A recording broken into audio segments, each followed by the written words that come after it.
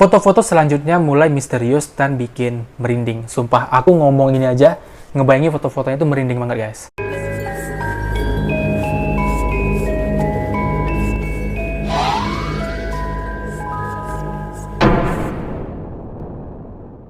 Hai guys, welcome back to my channel. Nama aku Rio, and this is The Mirror.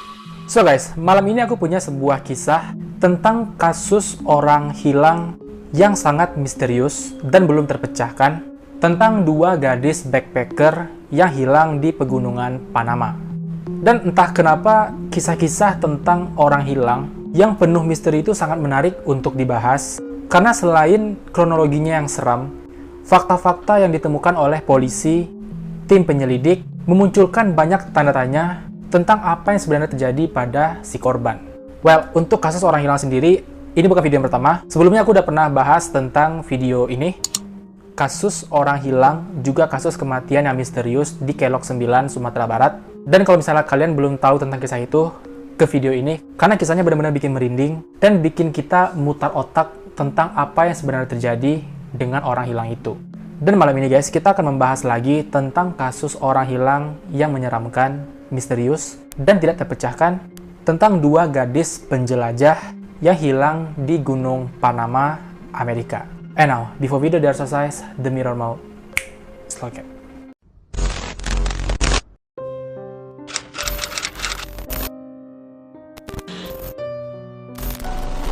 Jadi kasus ini menyangkut dua gadis asal Belanda yang bernama Lisane Fron, Lisane Fron, dan Chris Kremers asal Belanda yang tinggal di kota Amersfoort. Jadi antara Fron dengan Kremers ini mereka kuliah di dua tempat yang berbeda, jadi kayak merantau gitu.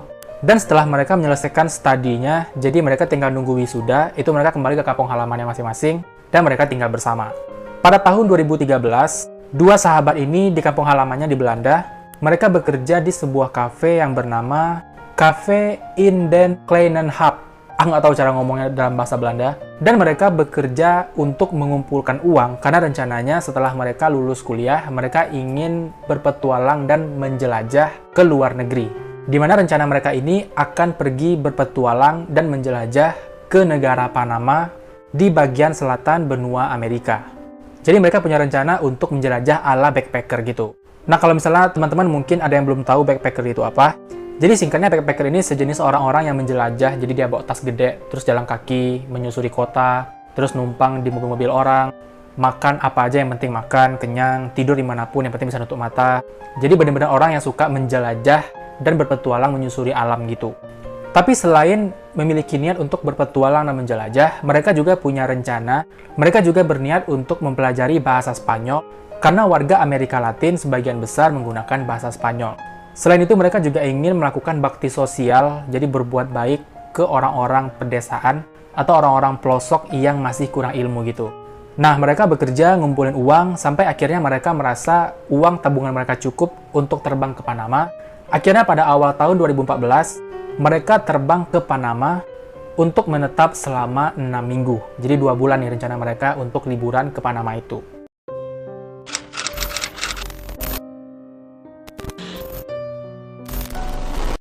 Pada 15 Maret 2014, hari pertama mereka menginjakkan kaki di Panama, mereka menghabiskan waktu selama 2 minggu untuk liburan di Panama City Center, jadi di pusat kota Panama itu, untuk menikmati suasana perkotaan.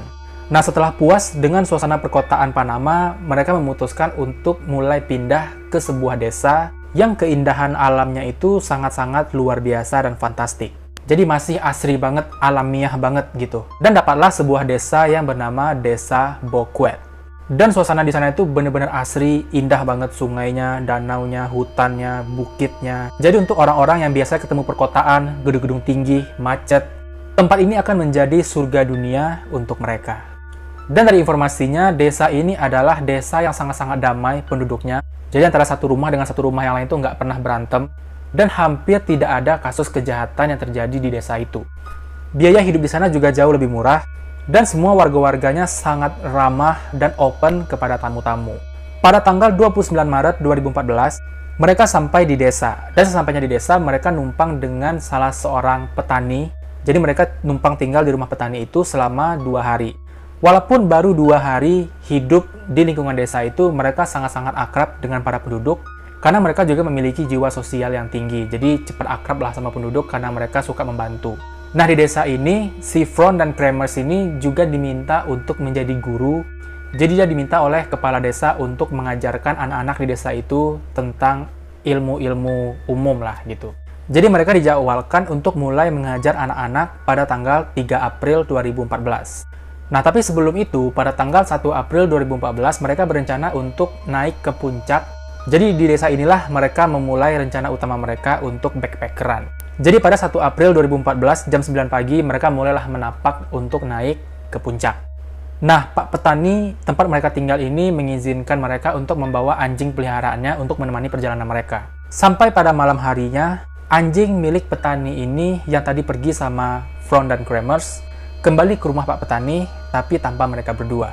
Nah, pada awalnya Pak Petani ini mikir mungkin mereka ingin menginap di atas puncak, menikmati suasana malam di puncak, dan mereka memulangkan anjingnya, mungkin petaninya butuh besok pagi untuk kerja. Jadi awalnya Pak Petani ini mikir gitu. Tapi setelah 2 hari berlalu, Front dan Kremers nggak juga balik ke rumah Pak Petani. Padahal pada hari itu, tanggal 3 April, itu adalah jadwal mereka untuk mengajar para anak-anak. Tapi semua warga desa mulai kebingungan karena Front dan Kremers nggak juga balik ke desa mereka. Nah, pada saat yang sama, kedua orang tua Front dan Kremers juga stop mendapatkan pesan SMS dari anak-anak mereka. Padahal biasanya setiap hari mereka selalu ngasih kabar, ngasih kontak. Padahal tiap harinya mereka selalu ngasih kabar ke orang tuanya gimana kondisi mereka saat ini. Nah, pada saat itu Pak Petani ini mulai cemas dan mikir bahwa ada hal aneh yang terjadi pada 2 tamunya ini. Akhirnya Pak Petani memanggil polisi untuk mulai melakukan pencarian. Pak Petani ini pun meminta para polisi dan para warga ikut mencari Front dan Kremers di sepanjang jalur pendakian yang seharusnya mereka lewati kalau mereka memang ingin ke puncak. Tapi setelah dilakukan selama seharian penuh, petunjuk tidak ditemukan sedikit pun yang mengarah pada Front dan Kremers. Sedangkan kedua orang tua Front dan Kremers baru mengetahui kabar hilangnya anak mereka ketika mereka dihubungi langsung oleh kepolisian Panama. Nah, pada saat itu, pada hari itu, kedua orang tua Front dan Kremers langsung terbang dari Belanda menuju ke Panama untuk ikut mencari anak-anak mereka. Para orang tua ini pun bahkan membuat sayembara untuk menemukan anak-anak mereka dengan hadiah 30.000 US dollar. Jadi sekitar 420 juta rupiah. Pencarian ini terus dilakukan selama 2 bulan full, non-stop seharian mereka nyari. Tapi nggak ditemukan sedikit pun petunjuk atau barang bukti yang mengarah kepada Front dan Kremers. Sampai akhirnya polisi menemukan tas ransel biru milik Front di sebuah sungai dekat desa Alto Romero di wilayah Boca del Toros. Di mana tas ini mereka temukan dalam keadaan kering, utuh, dan semua isinya tertata rapi.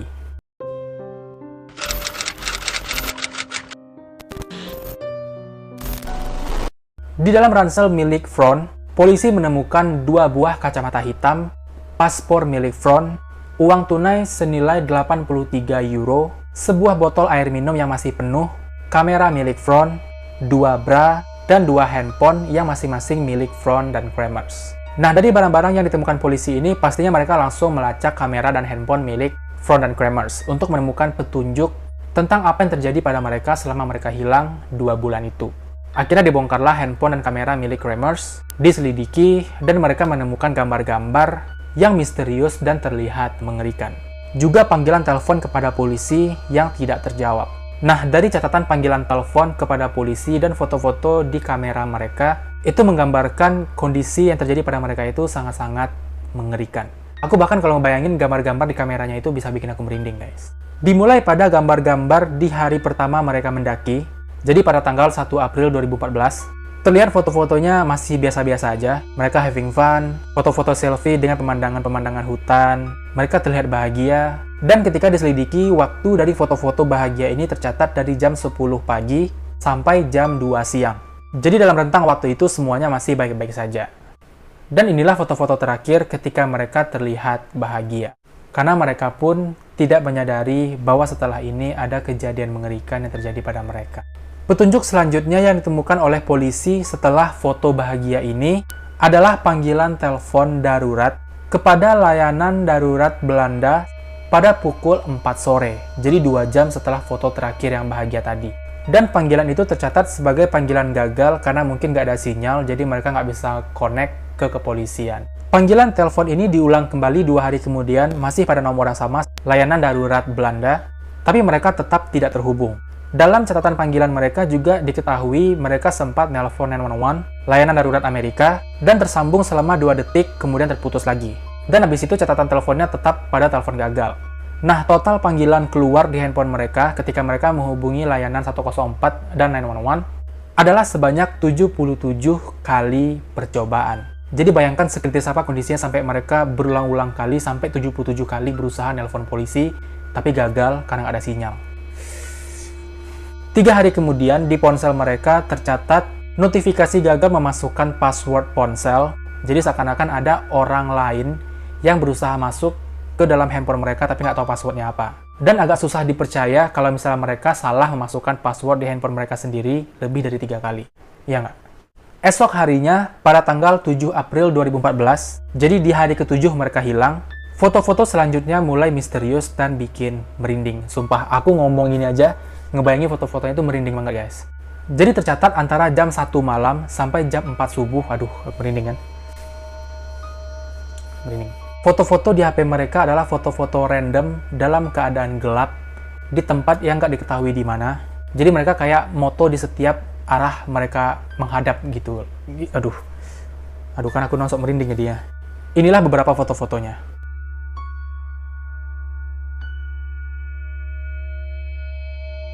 Total semua foto di kamera mereka adalah 97 foto. Dan 87 fotonya adalah foto-foto dalam kegelapan, hutan, dan malam. Aku nonsok merinding. Ngebayangin jadi mereka. Pada bulan Agustus 2014, April, Mei, Juni, Juli, Agustus, 4 bulan setelah mereka hilang, akhirnya titik terang ditemukan. Pada saat itu, polisi menemukan tak lain dan tak bukan adalah jasad Fron dan Kremers yang sudah menjadi tengkorak.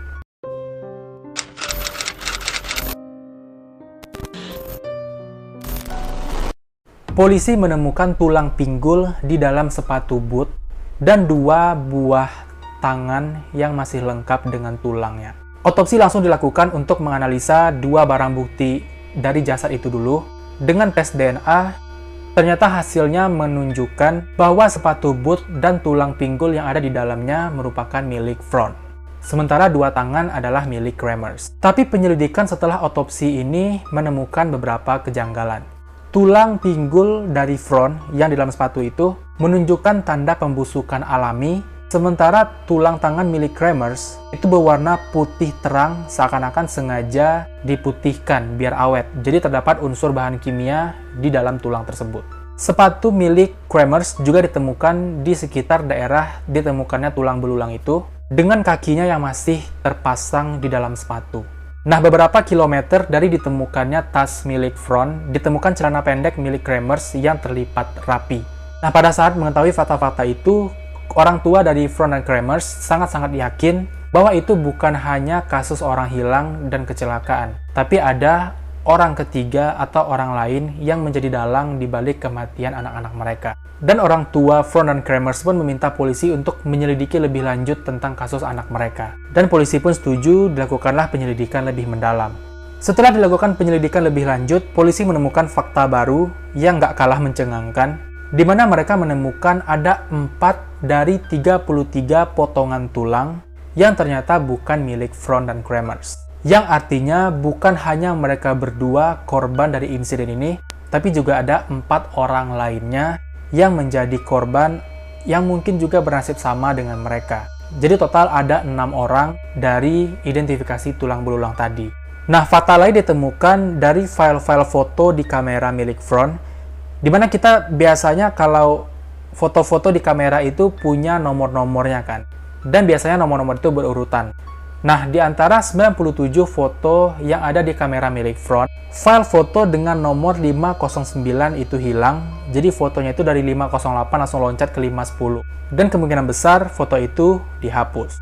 Itu foto apa, gambarnya apa, kenapa dihapus dan siapa yang menghapus masih menjadi misteri dan nggak ditemukan jawabannya. Dan banyak orang-orang yang tahu tentang kasus ini mengatakan bahwa mungkin di foto itu sempat ke foto siapa orang di balik kasus ini, atau siapa dalang di balik kematian Fron dan Kremers.